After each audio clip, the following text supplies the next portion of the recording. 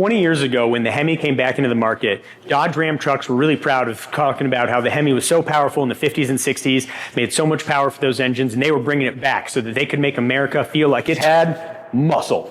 However, it's been 2 decades since. The technology is kind of dated, and these HEMIs, they got some problems. So we're going to talk about one of the most common myths about them, which is that HEMI is good, strong, reliable power. Nothing could be further from the truth of these.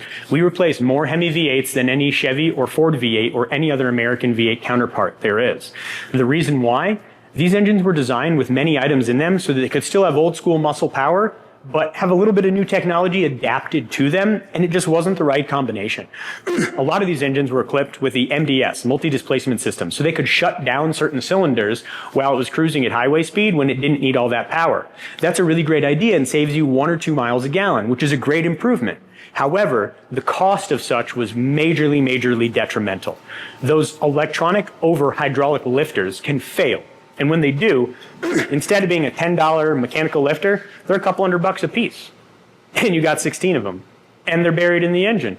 And when they fail, you typically don't know until they make some noise and wipe out the camshaft. So by the time you're aware of the problem, it's typically a $5,000 to $8,000 repair. Well, putting a motor in isn't much more, which means most of the time, when a HEMI came in with a fuel efficiency problem that let it in, it ends up getting an engine. We don't like putting engines in cars for 2 reasons. 1, we don't want to call you and tell you need an engine. And 2, it's really hard and takes a long time. We'd rather you just get regular maintenance and be back out on the road.